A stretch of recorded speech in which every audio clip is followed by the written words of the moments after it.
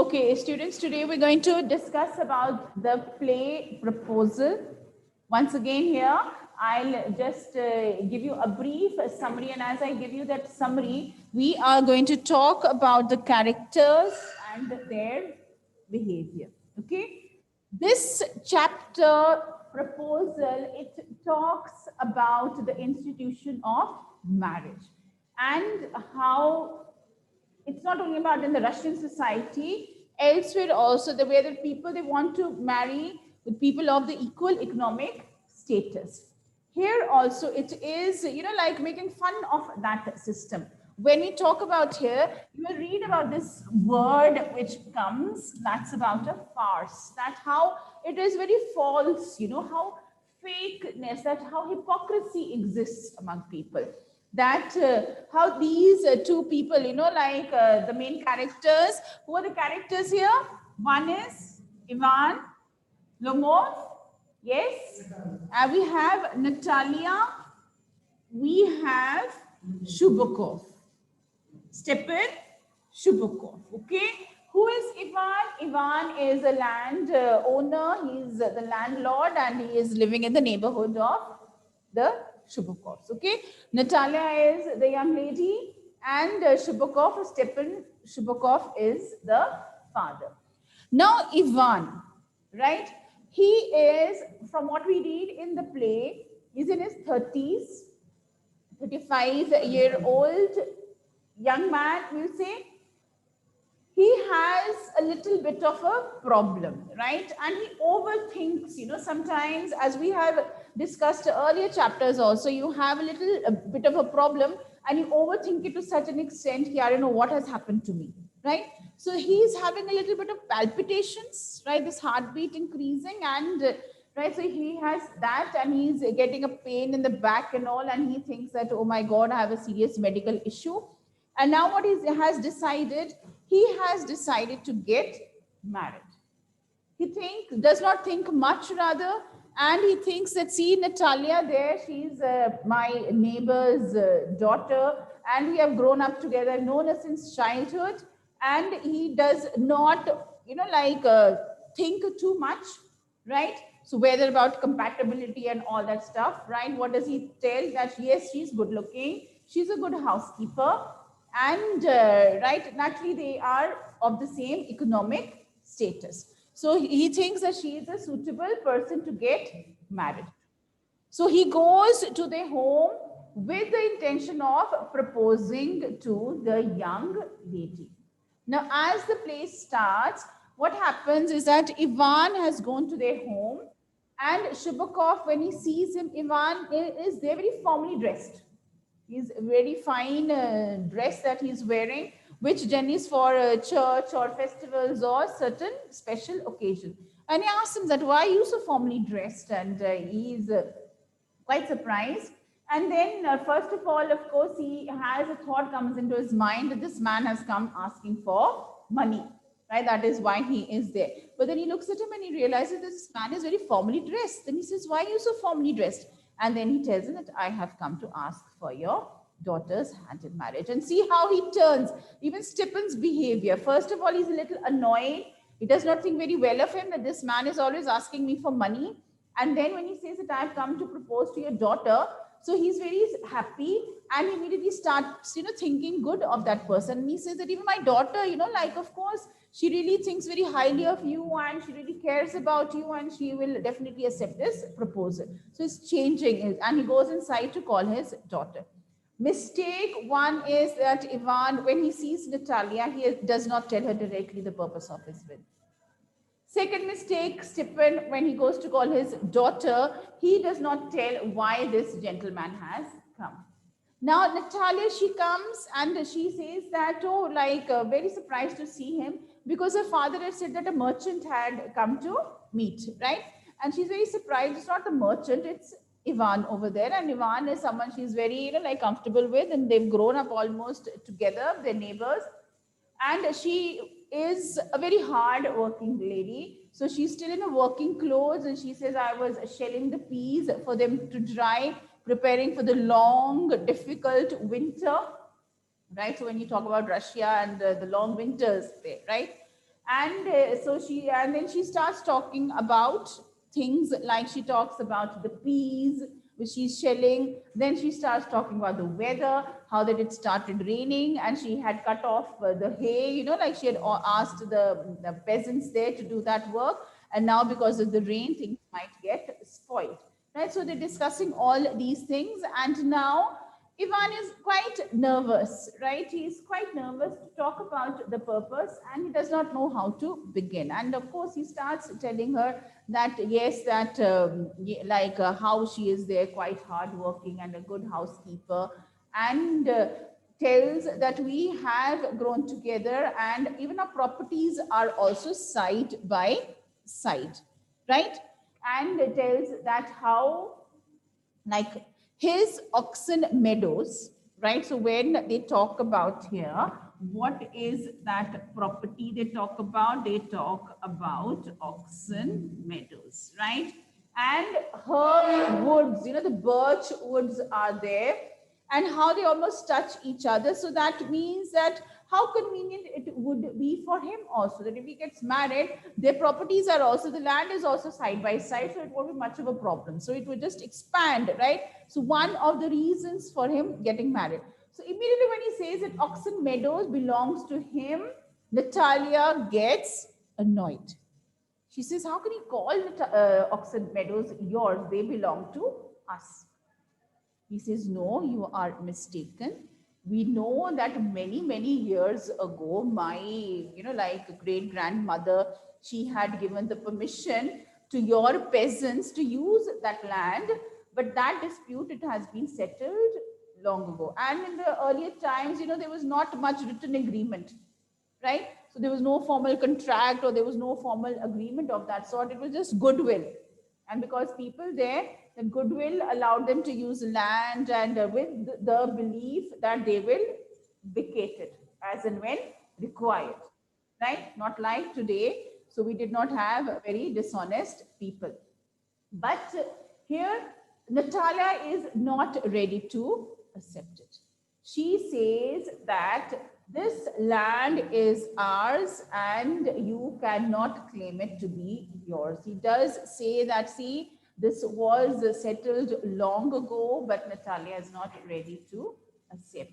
And in fact, she gets so annoyed. She says, I will send my mowers right down now to that land.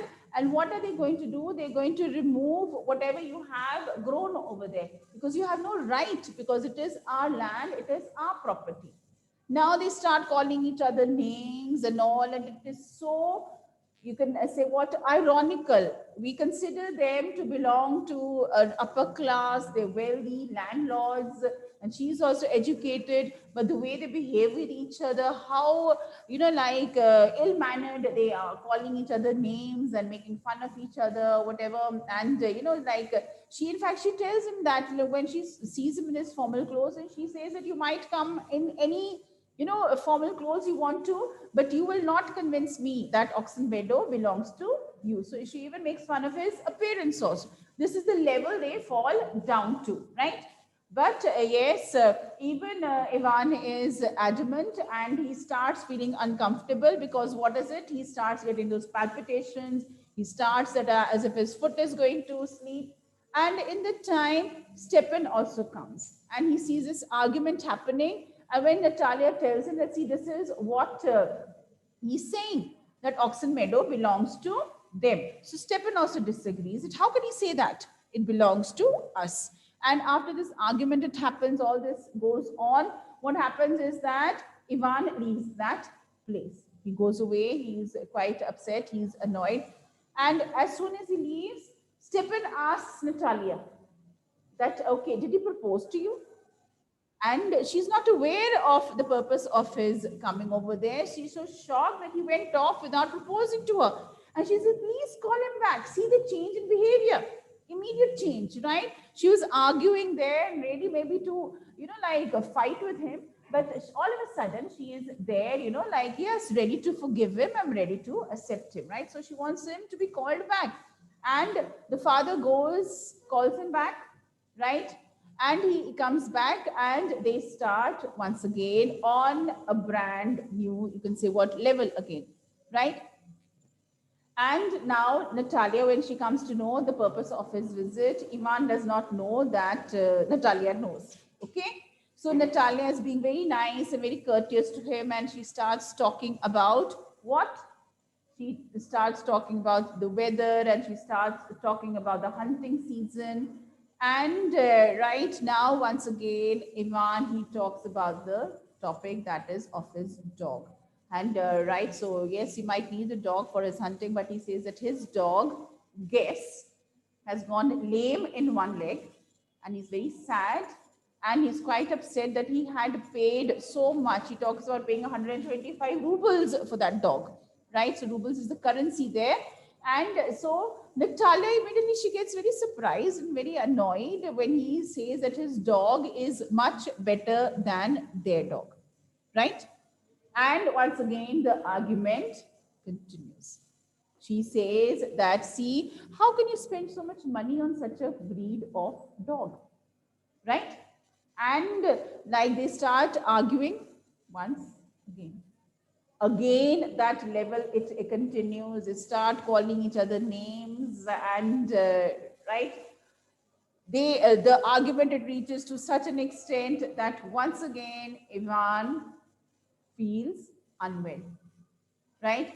And because of the palpitations, because of his health issues that he feels, and it is more because he's quite nervous, he's come for the purpose of proposing to her, but he's very surprised in which way, in which direction this conversation is going, right?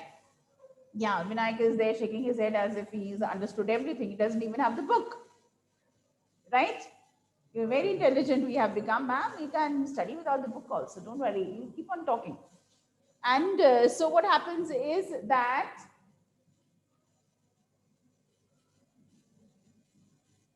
Ivan collapses because of his health issue, and Natalia thinks that he's dead. So father comes and so he says that she is like quite surprised that how can he die without proposing to me, right? So yes, so she like they just throw water on him. They try to bring him back, and he, of course, he gains his consciousness, and he really did have a serious, like what you can say, health issue at that moment. And and now what happens? Stepan, he is very like in a big hurry and very clever, and how he manipulates the situation. The poor man has not even come to his senses, and he says that if I leave them again, they might start quarreling again, and he never get to propose to her. And he tells him immediately as he comes to his senses, poor thing, he can't even see clearly that what has happened to me and where am I. He's doing all that, but Stepanov says that yeah, Natalia has agreed, and I congratulate you, both of you, and I'm very happy, and I give my blessings to you all, right? So you to get married, right? Before these two, they start arguing again, and he wants that yes, this proposal should be done right now before any other obstacles or any problems take place, right? And yes, so he calls for the champagne, he calls for the celebration, and he says, I'm giving my blessings, right? So this is what this play is about. Yes, through the elements of comedy, through exaggerations of character, right? So we do talk about here. Yes, there is humor, the way they argue, the way they fight, how, like Ivan gets nervous, and how he gets confused while taking Stepan's name, right? So this is there, that element of humor is there, that element of comedy, that all's well that ends well. So in the end, yes, so whether it was Stepan forcing him that, see, fine, my daughter has agreed to this proposal, right? So even though he had not proposed formally, but everything coming to a happy ending. And once again, that how big compromise. We know that you look at the temperament of both of them, right? We talk about Ivan on one hand, we talk about Natalia, both of them short-tempered, both of them quarrelsome, both of them very stubborn. And Natalia is very, very stubborn, right? So how compatible are they going to be? Do you think they are going to live happily? Or their life is going to be one long argument always, right? But they have made this compromise, they have made this adjustment. Why? for society's sake or for their, situation, for the betterment of that, right? So both of them are going to benefit, because Stepan Shubukov, he thinks that being the father of a daughter is a very difficult task and finding a suitable match for her. And so he's very happy that this man has come to his doorstep asking the hand of his daughter. So he thinks that he has done his responsibility. And Ivan, he's not well, he's quite nervous, and he thinks that, yes, I need to get married. So he has decided to propose to Natalia. Okay, right? So there is a lot of humor, there is this farce, there it is exaggeration here, that is long, what you can kind of making this situation much more than it is actually, the way they fight with each other, the way they quarrel. Okay, right? So when you do about here, let's just see the characters here. If we have to talk about Ivan, what qualities are there of his character?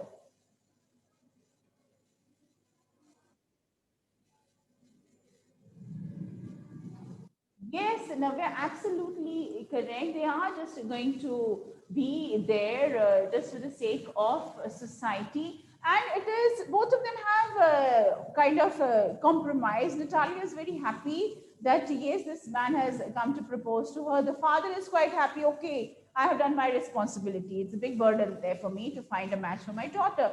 Ivan, because of his health issues. It's not that he's madly, deeply in love with Natalia and he really wants to marry her. And he thinks it is, yes, a very convenient situation. And here it is making fun of this system of the Russian society. It can happen anywhere. It happens there. People marrying for that convenience, for the same economic status, for wealth, right? To further their business, to enhance or expand their properties. So this happens, right? So here it is a play. Anton Chekhov, he has made fun of this system in the Russian society. So when you talk about Ivan, what kind of a person is he? One is, yes, he is nervous. Why is he nervous? Because of his health issues, right? Secondly, of course, yes, he is going to propose. So that is why both ways he is. And do you think he really has so much of health issues as he thinks himself to be? So he does have this palpitation, and yes, so he thinks that he has a severe disease, maybe, right? So he is a kind of a hypochondriac. Who's a hypochondriac? Who believes that he has all the medical issues in the world, right? So, like, of course, if you do try, you have a cough or you have a fever, and you kind of Google, right, what you're having, you end up having 10 diseases which you are unaware of, isn't it? Right? So this is the problem here, right? We go around finding these things and you realize that, oh my God, I never knew I was so seriously ill. So he is a hypochondriac. So we can say that, yes, he takes his medical issues too seriously. Okay, so he is there, he's nervous, he's a hypochondriac. What else? He's short-tempered. Yes or no? Yes, he is short-tempered. The way he loses his temper and he starts arguing with Natalia. He's not worried the way he's talking to a lady, how he's calling her names and she calls, and that extreme level of argument, they have that. What else? Is he really, we can say he's a very practical person, or we can say that he is quite selfish, because he is marrying because he thinks that, yes, it's very convenient, she's the neighbor and the properties are also adjacent to each other, and it will help in the expansion, right? So these are there a few, right? And of course we talk about he's in his 30s. He is greedy, yeah, so selfish. He's marrying for that purpose. He's a greedy person. He knows that he's going to get that property, okay? Right, okay, right, fine. Now let's just talk about Natalia. What about her? What about her? Yeah, she's also the same. There's not much of a difference between her and Ivan. Yes, Natalia, from what we come to know, like when Ivan thinks about her, he considers her to be good looking, right? She is educated, right? She is a good housekeeper when we see her also.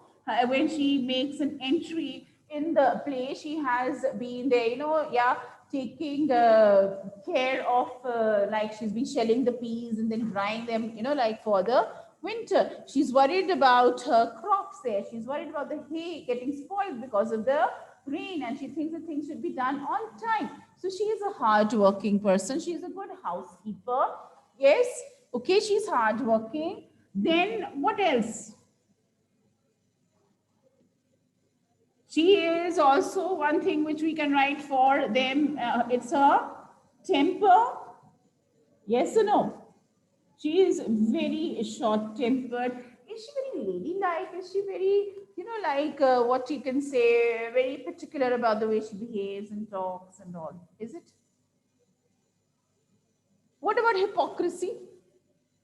Is she? Is she?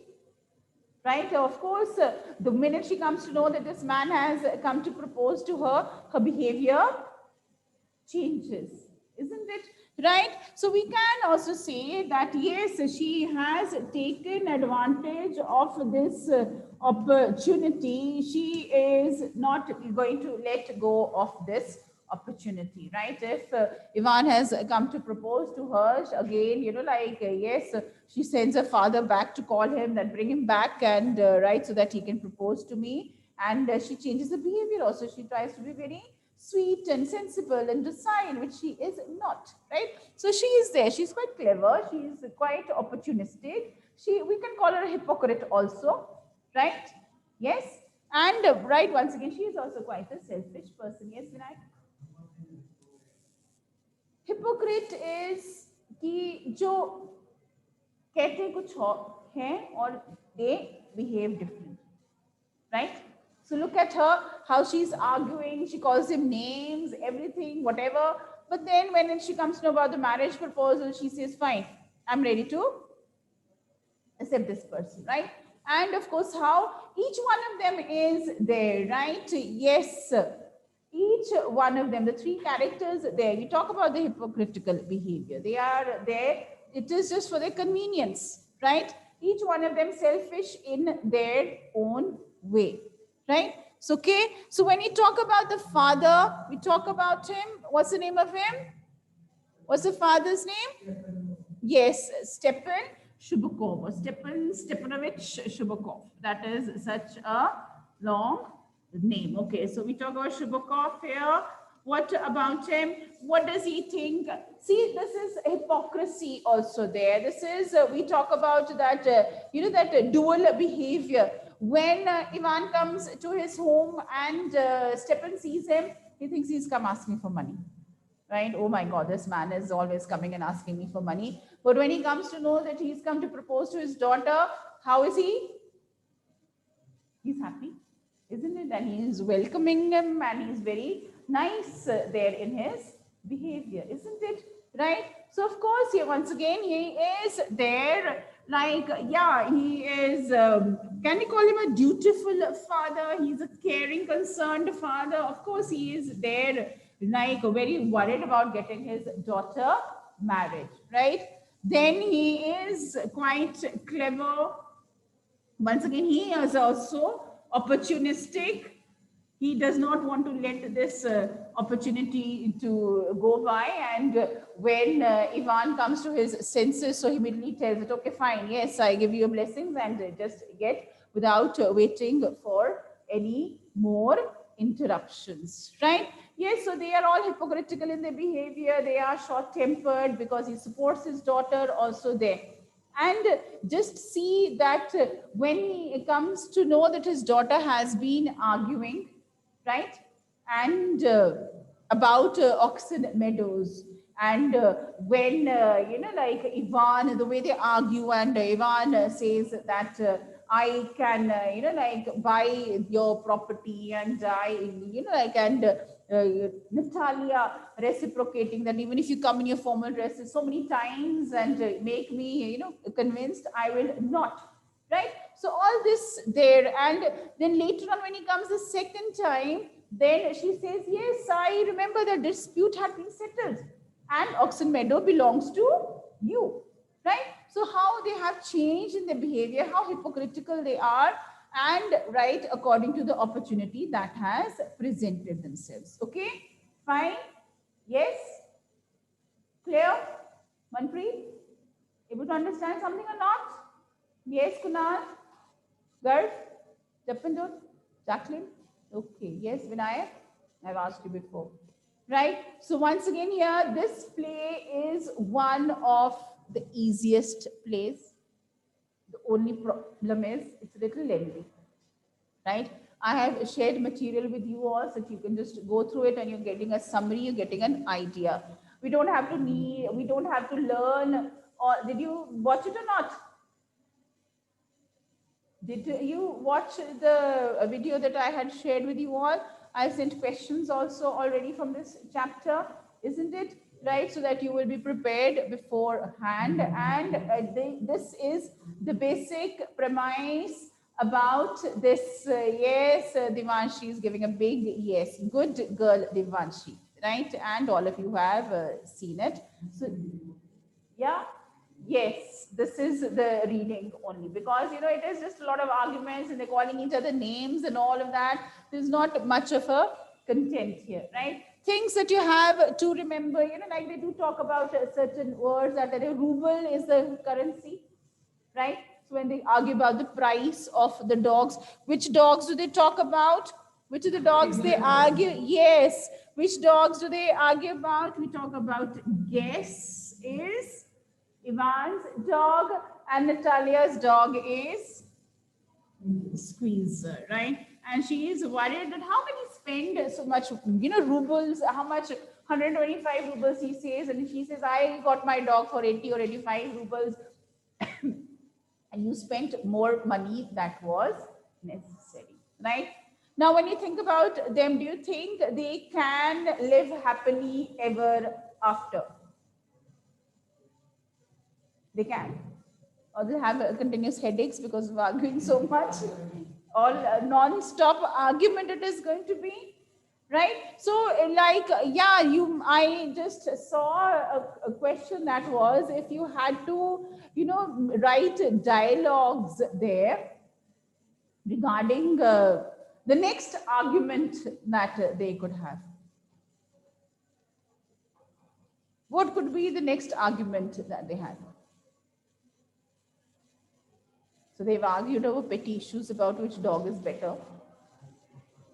Yes, again about the property, that argument is over. Anything it could be regarding the date of marriage, who the guests they want to invite, about the relatives there.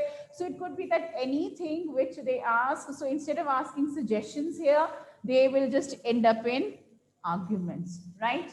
And of course, yes, society has really evolved maybe from such a situation.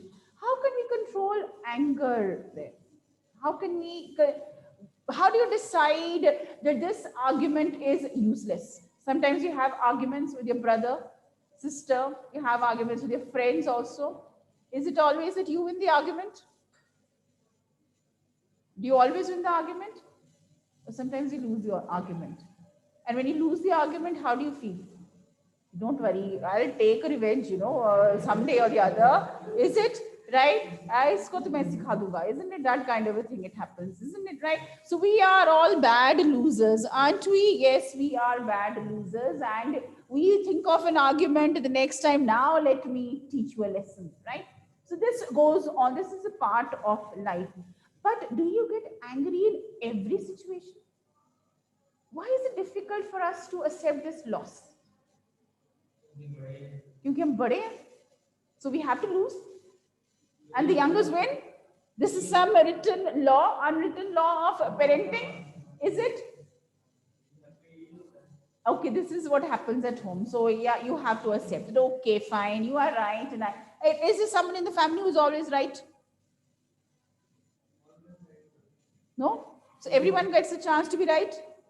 Okay, so once again here, like of course, as teenagers, as youngsters, you might be getting angry in various situations. What are the situations that make you angry? Zyada homework aa gaya, this teacher sends too much of work. Is it? Like, oh God, another assignment? Yeah, again tests. These are situations that make you angry. Is it? Like, look, and his parents, they allow him to go anywhere. You don't give me that permission. Anger? Yes. So we have, of course, for you all, they are very, very big issues, right? So asking for permission and a constant comparison, that makes you angry. Comparison makes you very angry. Yes. So we are there, like, of course, there are times then that I wish I could, like really settle this argument once and for all, isn't it? And we really need to manage our anger. So sometimes when you are the good child, how do you handle that situation? How do you control your anger? Obviously, one person has to be the sensible person. And I feel that the person who generally sometimes is there decides that, okay, fine, let's end this argument, is the one who is more sensible. And do you believe in all these breathing techniques and meditation and listening to music to calm yourself? Does it happen? There'll be an argument on which music to listen also, isn't it? Right? Yes. So we are there, like, of course, our life is there full of constant, what?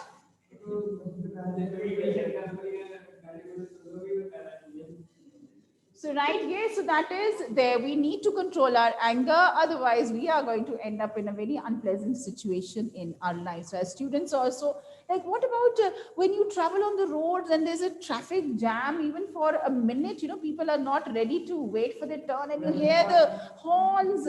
That is very, very annoying, and the person behind you. Yes, so these are situations that we get stuck in, and you feel like, okay, I wish I could, teach that person a lesson. But you have to control yourself because this is not the way you behave on the road. Then, when you are in a queue, maybe you're waiting for the billing, right? And you see someone trying to break the line, trying to come in front. What do? Piche, go back. Isn't it? It happens or not? Yes.